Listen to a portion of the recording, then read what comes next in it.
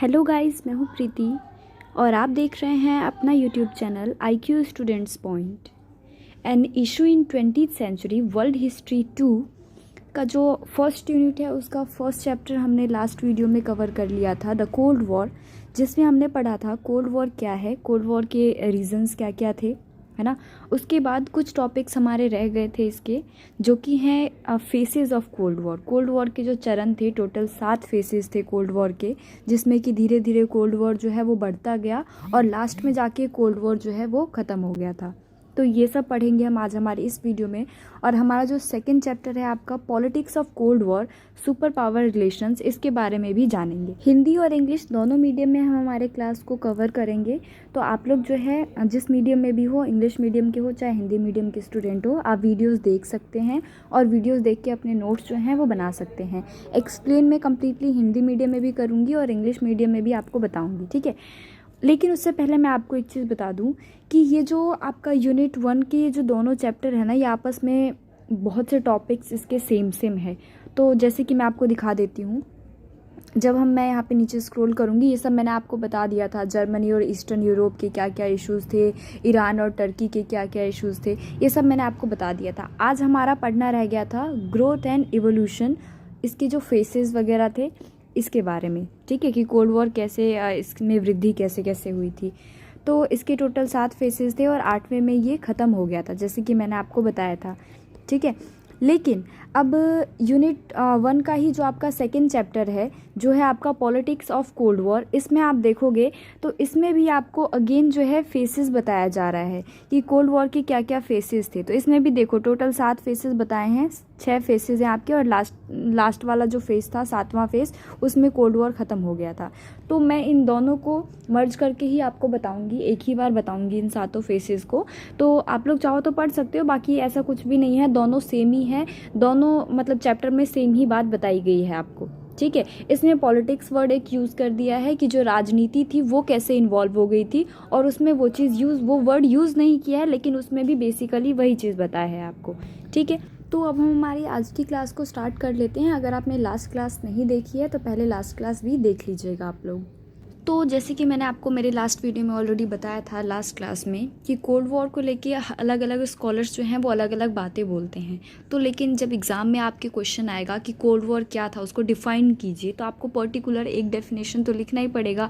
हालांकि यहाँ पे बहुत अलग अलग स्कॉलर्स के अलग अलग डेफिनेशंस दिए हुए हैं, लेकिन फिर भी जो सबसे बेस्ट डेफिनेशन है जो मुझे लगा वो आप लोग एक बार नोट डाउन कर लीजिएगा। पहले मैं हिंदी मीडियम वाले स्टूडेंट्स को लिखवा दूं, तो आप लोग लिख लीजिए, शीत युद्ध देशों के बीच तनाव की वह स्थिति थी जब सभी पक्ष, यहाँ सभी पक्ष से मतलब है जितनी भी कंट्रीज़ थी, खुद को मजबूत करने और सामने वाले को कमज़ोर करने की हर संभव नीति को अपना रहे थे, लेकिन आमने सामने की लड़ाई से हमेशा वे दूर रहे। मतलब जो मिलिट्री वॉर जो होता है उसको कभी भी उन्होंने अपनाया नहीं, लेकिन जो भी कोशिश वो कर सकते थे सामने वाले को नीचा दिखाने की, वो उन्होंने की। अब जो इंग्लिश मीडियम वाले स्टूडेंट्स हैं वो डेफिनेशन लिखेंगे, a state of tension between countries in which each side adopts policies designed to strengthen itself and weaken the other but failing short of actual hot war. कहने का मतलब यही है कि जो कंट्रीज़ थी, जितनी भी दोनों पक्षों की कंट्रीज़ थी, वो खुद को ज़्यादा स्ट्रेंथफुल दिखाने की कोशिश कर रही थी। जो अदर साइड जो था, मतलब दूसरी कंट्रीज़ तो जो थी, उसको थोड़ा सा वीकेस्ट दिखाने की कोशिश कर रही थी उस टाइम पे, लेकिन कभी भी उन्होंने आमने सामने की जो लड़ाई है वो नहीं लड़ी। इसी तरह से अदर स्कॉलर्स जो हैं वो भी इसके बारे में अलग अलग पॉइंट ऑफ व्यू देते हैं, तो आप इसको भी यहाँ से पढ़ सकते हैं और अपने नोट्स बना सकते हैं, ठीक है। अगर किसी को पेड नोट्स चाहिए जो हमारी टीम की तरफ से बनाए गए हों, जो पर्सनली मेरी तरफ से बनाए गए हों, जिसमें इंपॉर्टेंट क्वेश्चन वगैरह भी मैंने बताए हैं, तो आप हमसे कांटेक्ट कर सकते हैं। मेल आईडी और टेलीग्राम आईडी मैंने कमेंट बॉक्स में पिन कर दिया है और साथ के साथ डिस्क्रिप्शन बॉक्स में भी प्रोवाइड कर दिया है, ठीक है। अब हम बढ़ते हैं हमारे फेसेस की तरफ, जो कोल्ड वॉर के जितने भी फेसेस थे उसकी तरफ हम अब चलते हैं। तो सबसे पहला फेज जो था वो बेसिकली 1946 से लेके 1949 के बीच में था, ठीक है। जब सेकेंड वर्ल्ड वॉर जो है ख़त्म हुआ था 1945 में, उसके बाद ही जो फर्स्ट फेज़ था कोल्ड वॉर का वो स्टार्ट हो गया था। अब कैसे हुआ था, इसका क्या मतलब रीज़न क्या था, इसके बारे में अब हम यहाँ पे देख लेते हैं। तो देखिए, जब सेकेंड वर्ल्ड वॉर जो है वो ख़त्म हो गया था तो सेकेंड वर्ल्ड वॉर के ख़त्म होने के बाद 1945 में सेकेंड वर्ल्ड वॉर ख़त्म हो गया था, आप सबको पता होगा। उसके बाद जो मेन दो सुपर पावर थे ना, यूएस और यूएसएसआर, इनके बीच में जो प्रॉब्लम है वो स्टार्ट हो गई थी फर्स्ट फेज़ में। प्रॉब्लम स्टार्ट कहाँ से हुई थी? तो एक याल्टा कॉन्फ्रेंस करवाया गया था उस टाइम पे, वहीं से जो मेन प्रॉब्लम है वो स्टार्ट हो गई थी। अब बेसिकली याल्टा कॉन्फ्रेंस क्या था? तो याल्टा कॉन्फ्रेंस में ये डिसाइड किया गया था कि जो ईस्टर्न यूरोप है ना, उसमें फ्रीली इलेक्शन करवाया जाएगा। ठीक है, वॉर ख़त्म होने के इमीडिएट बाद फ्री इलेक्शन करवाने का डिसीज़न लिया गया था याल्टा कॉन्फ्रेंस में। ठीक है, ये सब आप नोट करते हुए रहिएगा, क्योंकि ये सब जो है एग्ज़ाम्स में पूछे जा सकते हैं।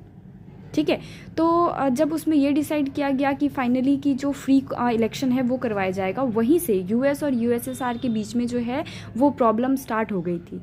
और यूएस जो है वो पूरी कोशिश कर रहा था उस टाइम पे कि जो रसिया है, रसिया में बेसिकली रेड रिजिम जो है, जो लाल शासन जो था, उसको कंट्रोल किया जा सके, उसको फैलने से रोका जाए। ठीक है, लेकिन उसी टाइम पे कुछ इस तरह से पॉलिटिकल क्लाइमेट जो है वो चेंज हुआ कि रसिया को चांस मिल गया कम्युनिस्ट गवर्नमेंट स्थापित करने का पोलैंड में, और उसने ऐसा कर भी लिया। फिर उसके बाद धीरे धीरे क्या हुआ, रसिया ने जो अपना कम्युनिस्ट गवर्नमेंट है वो एक्सटेंड करना स्टार्ट कर दिया ईस्टर्न यूरोप में। पहले तो पोलैंड पे किया, उसके बाद उसने बल्गेरिया, रोमानिया, हंगरी हो गया आपका, उसके बाद यूगोस्लाविया हो गया आपका। इसी तरह से ईस्टर्न यूरोप की जो कंट्रीज़ थी उसमें उन्होंने जिसको फॉलो करते थे बेसिकली कम्युनिस्ट गवर्नमेंट को, वो स्थापित करते चले गए। और ऐसा नहीं कि जस्ट नॉर्मली उन्होंने ऐसा किया, पीसफुली उन्होंने ऐसा किया, नहीं, बिल्कुल भी नहीं। कुछ जगहों पे पीसफुली भी उन्होंने अपना गवर्नमेंट बनाया और कुछ जगहों पे उन्होंने फोर्सफुली भी किया। लाइक जो अपोजिशन लीडर्स वगैरह थे उनको मारना, जेल में बंद कर देना, मतलब जो भी वो कर सकते थे पूरी कोशिश की उन्होंने कि वो जो अपना गवर्नमेंट है वो अदर कंट्रीज़ में भी, ईस्टर्न यूरोप के अदर कंट्रीज़ में भी अपना गवर्नमेंट जो है वो बना सके। ठीक है, और ऐसे ही करते करते वो बेसिकली उन्होंने अमेरिका को काउंटर किया, जैसे कि यहाँ पे लिखा भी हुआ है, killing opposition leaders or jailing them and sometimes by use of force. This extended the influence of Russia, which was seen as a strategy to counter America. Right, America को काउंटर करने की एक तरीके से ये स्ट्रेटजी भी मानी गई। ऐसे ही धीरे धीरे फर्स्ट फेज़ में क्या हुआ, यूएसए ने कुछ किया ऐसा जिससे रसिया को प्रॉब्लम हुई, रसिया ने कुछ ऐसा किया जिससे यूएसए को प्रॉब्लम हुई, अमेरिका ने कुछ कंट्रीज़ की हेल्प की, जैसे कि आपका ग्रीस हो गया, टर्की हो गया, कैपिटलिज्म इस्टेब्लिश करने के लिए, है ना। इसी तरह से फिर रसिया ने कुछ ऐसा किया। धीरे धीरे क्या हुआ, 1949 में नेटो इस्टेब्लिश्ड हो गया, नेटो बना। नेटो का मतलब है North Atlantic Treaty Organisation, Hindi में बोले तो उत्तर अटलांटिक संधि गठन। ठीक है, नेटो बनाया गया 1949 में। जब नेटो बन गया उसके बाद जो है न्यूक्लियर वेपन बनाने का जो दौर था ना वो और ज़्यादा बढ़ गया, मतलब कंट्रीज़ और ज़्यादा बड़े स्तर पे न्यूक्लियर वेपन्स बनाने लग गई, जिसकी वजह से और ज़्यादा टेंशन क्रिएट हो गई। कहते हैं ना आग में घी डाल दिया, तो यही नेटो ने यही किया एक तरीके से कि आग में घी डाल दिया, जिससे कि और ज़्यादा प्रॉब्लम्स जो है और ज़्यादा टेंशन जो है कंट्रीज़ के बीच में बढ़ती चली गई। लेकिन क्या हुआ बाद में कि जब स्टालिन जो था उसकी जब डेथ हो गई थी और यूएसए में जब गवर्नमेंट चेंज हो गया था, उसके बाद थोड़ा सा कोल्ड वॉर में राहत मिली और कोल्ड वॉर जो है वो आधा हो गया। लेकिन उसके जस्ट बाद जो है सेकेंड फेज़ स्टार्ट हो गया। सेकेंड फेज़ कब स्टार्ट हुआ, 1949 से लेके 1953 का जो पीरियड था वो सेकेंड फेज़ का था कोल्ड वॉर का। बेसिकली सेकेंड फेज़ में जो कोल्ड वॉर है वो थोड़ा सा राहत में दिख रहा था, मतलब थोड़ी सी राहत दिख रही थी कोल्ड वॉर में। ये लास्ट टाइम की तरह, मतलब फर्स्ट फेज़ की तरह उग्र नहीं था। लेकिन सेकेंड फेज़ में बाद में क्या हुआ, पहले तो जो सोवियत रसिया है, अमेरिका है, यूके है, इन्होंने एक एक्ट पे साइन किया जिसको कहते हैं मॉस्को एक्ट। मॉस्को कॉन्फ्रेंस में इन्होंने एक एग्रीमेंट पे साइन किया कि जो कोरिया है, कोरिया को बेसिकली पीसफुली हम लोग डील करेंगे, मतलब जिसकी भी गवर्नमेंट वहाँ पे जीतेगी वो अपना गवर्नमेंट बनाएगा। लेकिन बाद में क्या हुआ, यूएसए को ऐसा लगा कि कहीं नॉर्थ कोरिया की जो कम्युनिस्ट गवर्नमेंट है ना वो ना जीत जाए, और इसी वजह से यूएसए की इसी डर की वजह से फाइनली जो है ये जो प्रॉब्लम थी ये यूनाइटेड नेशन को भेजा गया 1950 में। लेकिन किसी भी डिसीजन के आने से पहले ही जो नॉर्थ कोरिया जो है उसने वॉर डिक्लेयर कर दिया था अगेंस्ट साउथ कोरिया। लेकिन 1953 में क्या हुआ, फाइनली ये वॉर जो है साउथ कोरिया और नॉर्थ कोरिया का वो ख़त्म हो गया और उन दोनों ने मिलके एक पीस ट्रीटी पे साइन किया 1953 में। और फिर इसी डर से कि आगे भी ऐसा कुछ ना हो, यूएसए ने क्या किया, सोवियत यूनियन के अगेंस्ट बड़े स्केल पे एडवर्टाइजमेंट स्टार्ट कर दी। And on the other hand Soviet Russia ने क्या किया, उसने भी इन सब चीज़ों की वजह से फ्रस्ट्रेट होकर या जो भी, उसने क्या किया, एटम बॉम्ब टेस्ट कर दिया। और फिर इसी तरह पीस ट्रीटी पे साइन करने के बाद भी दोनों सुपर पावर के आपस की प्रॉब्लम की वजह से कोरिया में टेंशन बनाए रखा इन दोनों ने। और फिर 1953 में जब नॉर्थ कोरिया और साउथ कोरिया ने आपस में पीसफुल ट्रीटी साइन कर ली थी, उसके बाद ही थर्ड फेज कोल्ड वॉर की स्टार्टिंग हो गई थी।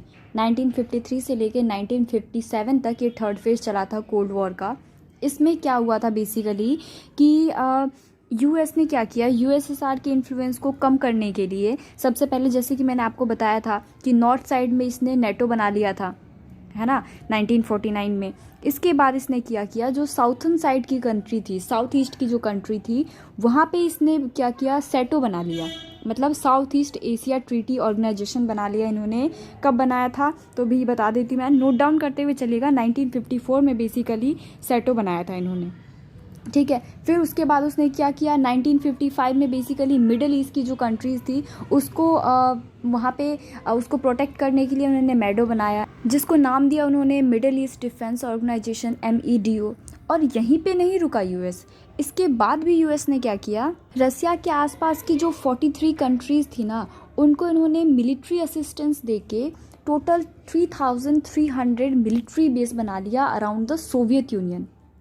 सोवियत रसिया, जो USSR था, उसके आसपास की जितनी भी कंट्रीज़ थी उसको इसने क्या किया, मिलिट्री सपोर्ट दिया, मिलिट्री असिस्टेंस प्रोवाइड की, और टोटल 3300 मिलिट्री बेस बना लिए यूएस ने। रसिया को पूरी तरह से इसने घेर लिया, राइट। अब फिर ये जो था रसिया, वो भी पीछे क्यों रहता, उसने भी सोचा जब यूएस इतना कुछ कर ही रहा है तो फिर हम भी कुछ करते हैं। फिर रसिया ने क्या किया, उसने भी टोटल 12 कंट्रीज़ के साथ 1955 में वॉर्सो पैक्ट साइन कर लिया। बाद में इसी तरह से वियतनामी वॉर जो है वो भी स्टार्ट हो गया 1955 में, है ना। वियतनाम वॉर के बारे में मैं अभी आपको आगे आने वाली क्लास में डीपली बताऊंगी कि कैसे था, क्यों हुआ था, क्या क्या रीजंस थे इसके, ये सारी चीज़ें मैं आपको आगे बताऊंगी। फ़िलहाल आप ये फेसेस में जान लो कि जो थर्ड फेज़ था उसी में जो है वियतनाम वॉर जो है वो स्टार्ट हुआ था 1955 में। बाद में इन्होंने क्या किया, 1957 में एक एग्रीमेंट पे साइन किया था इन्होंने, एंजूस एग्रीमेंट, जिसमें कि बेसिकली मिलिट्री और जो इकोनॉमिकली रिलेशन है उसको स्ट्रॉन्ग करने के लिए न्यूजीलैंड, ऑस्ट्रेलिया, अमेरिका, इन सब ने मिलकर 1957 में इस एंजूस एग्रीमेंट जो था उस पर साइन कर लिया। उसके बाद बात आती है हमारे फोर्थ फेज़ की। फोर्थ फेज़ जो था बेसिकली वो 1957 से लेके 1962 के बीच चला था। अब इसमें क्या क्या हुआ था, तो बेसिकली इसको ना दो तरह से बताया गया है। इसमें दो तरह की मेन प्रॉब्लम्स आई थी। मैं आपको ओवरव्यू बता रही हूँ, आप डीपली इसको आराम से पढ़ लीजिएगा, ठीक है। PDF जो है आप अगर आप लोग बोलेंगे कमेंट बॉक्स में तो मैं टेलीग्राम चैनल पे भी प्रोवाइड कर दिया करूँगी, जब जो क्लास में प्रोवाइड करूँगी उसका, ठीक है। और मैंने आपको बताया था नोट्स आप लोग बनाते हुए चलना, और अगर नोट्स मेरे से चाहिए, पेड नोट्स चाहिए आप लोगों को, तो आप नीचे कमेंट बॉक्स में या फिर जो मेल ID और जो टेलीग्राम ID है उस पर मैसेज कर सकते हैं। अब मैं आपको मेन प्रॉब्लम्स बता देती हूँ। इसमें एक प्रॉब्लम क्या आई थी, एक U2 एक्सीडेंट हुआ था। अब U2 एक्सीडेंट क्या था, तो बेसिकली अमेरिका का एक स्पाई प्लेन था, मतलब जो कहते हैं ना जासूस विमान था, वो पकड़ा गया था, उसको मार गिराया था रसिया में, रसिया के बीचों बीच इस प्लेन को मार गिराया था। पहली प्रॉब्लम तो ये हो गई थी। उसके बाद दूसरा प्रॉब्लम क्या हुआ था, आप लोग इसको नोट डाउन भी करते हुए चलना, है ना। ये जो U2 एक्सीडेंट हुआ था ये अमेरिका का स्पाई प्लेन था और इसको मारा था, रसिया के बीचों बीच इसको मार गिराया था। दूसरी प्रॉब्लम क्या आई थी, नेक्स्ट हुआ था इसमें कि बार्लिन क्राइसिस हो गया था। अब इसमें क्या हुआ था, तो जो USSR है उसने बोला US को कि आप जो अपनी मिलिट्री है उसको वापस करो, जिससे कि अमेरिका ने डिनाई कर दिया। अमेरिका ने क्या बोला, इस प्रपोजल को बिल्कुल ही उसने रिजेक्ट कर दिया। उसने बोला कि हम ऐसा नहीं करेंगे। तो इन सब चीज़ों को की वजह से भी इन दोनों के बीच की जो प्रॉब्लम है वो ख़त्म नहीं हुई और प्रॉब्लम जो है वो बढ़ती ही चली गई, ठीक है। तो इसको भी आप लोग नोट डाउन कर लीजिएगा। इसी तरह से फिफ्थ फेज़ की अगर हम बात करें तो फिफ्थ फेज़ जो है 1962 से लेके 1969 के बीच में चला था। इसमें भी मेनली क्या हुआ था कि 1968 में जो है एक एग्रीमेंट, एक ट्रीटी पे साइन किया गया था जिसको NPT बोलते हैं। NPT का फुल फॉर्म क्या है, तो NPT का फुल फॉर्म है नॉन प्रोलिफरेशन ट्रीटी, इसका मतलब क्या है, ये क्या था? तो ये ट्रीटी में बेसिकली ये लिखा गया था कि जो दोनों ही सुपर पावर है, ये कभी भी जो यूएस और यूएसएसआर जो है, ये कभी भी न्यूक्लियर वेपन जो है उसका इस्तेमाल नहीं करेंगे। और इन दोनों सुपर पावर मतलब यूएसए और यूएसएसआर ने भी जो क्यूबा मिसाइल क्राइसिस हुआ था उसके बाद उन्होंने भी इस चीज़ को ध्यान में रखा और उन्होंने इस ट्रीटी को साइन किया कि अब कभी भी न्यूक्लियर वेपन का जो टेस्टिंग है या फिर इसका यूज़ है इसको नहीं करेंगे। मतलब इसके प्रचार पे ये लोग रोक लगाएंगे, न्यूक्लियर वेपन प्रचार जो था उस पर रोक लगाया जाएगा, उसका यूज़ नहीं किया जाएगा। लेकिन इसके बाद भी क्योंकि जो जर्मनी है और वियतनाम है इसमें प्रॉब्लम्स ऑलरेडी चल रही थी, जिसकी वजह से कोल्ड वॉर जो है वो कंटिन्यू रहा। Cold war continue due to the tension causes by Vietnam and problem in Germany, right. इसके बाद जो सिक्स्थ फेस है हमारा वो बेसिकली 1969 से लेके 1978 के बीच में था। बेसिकली ये जो सिक्स्थ फेज था हमारा 1969 से 1978 तक का, इसमें देखा गया कि जो दोनों ही सुपर पावर थे वो कोशिश कर रहे थे कि पीसफुल एग्रीमेंट साइन किया जा सके, जिसको कि जो स्कॉलर्स हैं उन्होंने एक नाम दिया डिटेंट। डिटेंट का मतलब है, the word detente meant permanent relaxation between east and west. मतलब ये जो ईस्ट और वेस्ट दोनों पावर थे इनके बीच में परमानेंट जो कोल्ड वॉर है उसको ख़त्म करने के लिए एक वर्ड दिया गया जिसे बोला गया डिटेंट, ठीक है। ये पॉसिबल जो हुआ ये बेसिकली दोनों ही जो प्रेसिडेंट थे, दोनों सुपर पावर दोनों कंट्री के जो प्रेसिडेंट थे, अमेरिका के जो प्रेसिडेंट थे बेसिकली निक्सन और जो रसिया के जो प्रेसिडेंट थे ब्रेजनेव, इन दोनों ने मिलके एक एग्रीमेंट साइन किया जिसे बोला गया सॉल्ट। सॉल्ट का मतलब है the strategic arm limitation treaty. इन दोनों कंट्रीज़ ने मिलके साइन किया।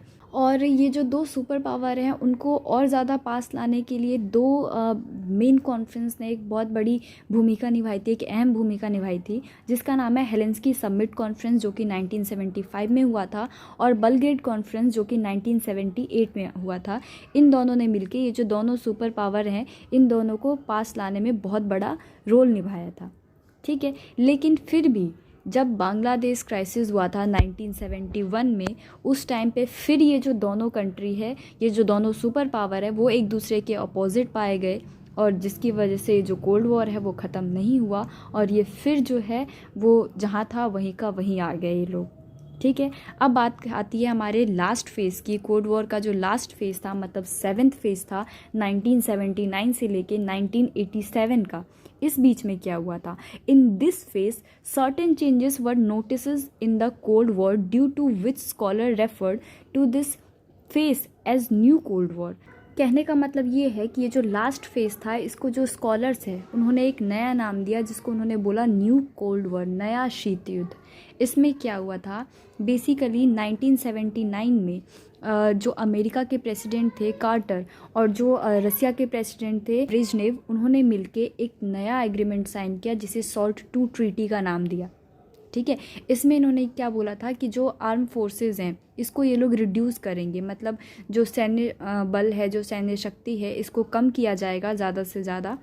और बाद में ऐसा हुआ कि जो अफ़गानिस्तान था, अफ़गानिस्तान से जो दोनों ही सुपर पावर थे वो पीछे हट गए, उन्होंने अपने कदम पीछे कर लिए और उन्होंने अपना सपोर्ट देने से मना कर दिया।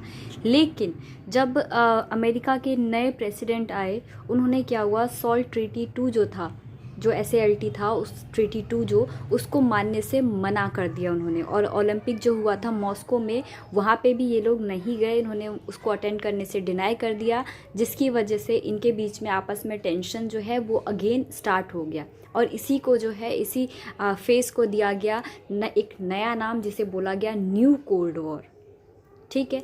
अब हम आगे पढ़ेंगे द कोलैप्स ऑफ कम्युनिज्म। मतलब कि जो साम्यवाद था, कम्युनिज्म था, वो कैसे कोलैप्स हुआ, मतलब कैसे उसका पतन हुआ, इसके बारे में जानेंगे हम। तो देखिए USSR का जो अंत है ना, मतलब जो कह सकते हैं कोल्ड वॉर का अंत तभी हुआ था जब USSR टूट गई थी, मतलब कम्युनिज्म जो है उसका पतन हो गया था, उसके बाद ही कोल्ड वॉर ख़त्म हुआ था। तो इसकी स्टार्टिंग कहाँ हुई थी? इसकी स्टार्टिंग हुई थी बेसिकली 1988, अगस्त 1988 में, जब पोलैंड में जो ट्रेड यूनियन ऑर्गेनाइजेशन है उसने स्ट्राइक कर दिया था अगेंस्ट द गवर्नमेंट के अगेंस्ट उन्होंने स्ट्राइक किया और उन्होंने कुछ इस तरह की स्ट्रेटजी बनाई कि सत्ता पलट जाए, मतलब जो गवर्नमेंट है वो चेंज हो जाए, इसके लिए उन्होंने प्रॉपर स्ट्रेटजी बनाई थी स्ट्राइक के थ्रू, ठीक है। फिर क्या हुआ, धीरे धीरे जो गवर्नमेंट थी उनको उनकी बात माननी पड़ी और यहाँ से कम्युनिस्ट गवर्नमेंट जो है, कम्युनिस्ट पार्टी जो है वो हार गई बाद में। इसी तरह से जो अदर कंट्रीज़ जो थी, जैसे हंगरी हो गया, उसके बाद चेस्लोवाकिया हो गया, बल्गेरिया हो गया, रोमानिया हो गया, इसी तरह की जो और भी कंट्रीज़ थी उन्होंने भी इसी तरीके को अपनाया और धीरे धीरे यहाँ से भी जो कम्युनिस्ट गवर्नमेंट थी, उनकी पार्टी, उनका पावर जो है ख़त्म होता चला गया और वो लोग हारते चले गए। लेकिन जो ईस्ट जर्मनी थी ना, वहाँ की सिचुएशन थोड़ी सी अलग थी। फर्स्टली जो कम्युनिस्ट लीडर थे try to control the protest, उन्होंने कोशिश की कि जो प्रोटेस्ट है उसको कंट्रोल किया जा सके, बट वहाँ के जो लोग थे ना, उन्होंने फाइनली जो है बर्लिन की जो दीवार थी उसको डिमोलिश कर दिया, मतलब उसको गिरा दिया, है ना। जैसे कि आप लोग यहाँ पे पढ़ भी पा रहे होगे, इसका नोट्स भी बनाते हुए चलना, मैं फिर से आप लोगों को बता रही हूँ, ठीक है। उसके बाद क्या हुआ, फाइनली 1991 दिसंबर के एंडिंग में यूएसएसआर जो है वो खुद ही अलग अलग पार्ट्स में जो है विभाजित हो गया, स्प्लिट इनटू सेवरल रिपब्लिक्स। और इसके बाद जो है गोरबाचेव जो थे, जो लीडर थे वहाँ के, उन्होंने फाइनली रिज़ाइन दे दिया और यहीं से जो है कम्युनिज़्म के अंत की शुरुआत हुई। मतलब साम्यवाद जो है उसके अंत की शुरुआत इसी जगह से हुई थी। क्लियर है आप लोगों को? तो आज की क्लास में फ़िलहाल बस इतना ही। नेक्स्ट क्लास जो होगी हमारी वो मैं आपको कमिंग मंडे को ही प्रोवाइड कर दूंगी। वैसे कमिंग वेडनेसडे होनी थी, लेकिन वेडनेसडे हम नेक्स्ट यूनिट डिस्कस करेंगे, तो इसलिए कमिंग मंडे जो है मैं आपको बाकी के जो टॉपिक्स आपके रह गए हैं, मतलब वियतनाम वॉर जो हुआ था, कोरियन वॉर जो हुआ था, ये जो 2 टॉपिक हमारे रह गए हैं और कंक्लूज़न क्या निकला था अल्टीमेटली, इसके बारे में जो है हम हमारे नेक्स्ट क्लास में डिस्कस करेंगे। क्लियर है आप लोगों को? तो फिलहाल इस वीडियो में बस इतना ही। आई होप आपको पूरी क्लास समझ में आई होगी। क्लास अगर आप लोगों को पसंद आ रही हो, कोई डाउट हो, फिर भी कुछ पूछना रहे आप लोगों को, तो आप लोग नीचे कमेंट बॉक्स में या फिर टेलीग्राम पे मेरे से क्लियरली पूछ सकते हैं, कोई प्रॉब्लम नहीं है उसमें। और अगर किसी और सब्जेक्ट की क्लासेस आप लोगों को चाहिए तो उसके लिए भी आप नीचे कमेंट कर सकते हैं कमेंट बॉक्स में। हम कोशिश करेंगे, अगर ज़्यादा से ज़्यादा स्टूडेंट उस क्लास की डिमांड करते हैं, उस सब्जेक्ट के लिए बोलते हैं क्लासेस प्रोवाइड करने के लिए, तो हम अदर फैकल्टीज़ भी हायर करेंगे आपके लिए, और ताकि वो आपको क्लासेस जो है वो प्रोवाइड कर सके। बाकी बीए प्रोग्राम पॉलिटिकल साइंस की क्लासेस ऑलरेडी चल रही है मेरे चैनल पे, निक्की मैम के थ्रू आपको वो क्लासेस प्रोवाइड करते हैं ऑलरेडी टाइम टू टाइम, तो आप उनकी क्लासेस भी अटेंड कर सकते हैं। सो आज की वीडियो में बस इतना ही। Thanks for the watching this and best of luck all guys.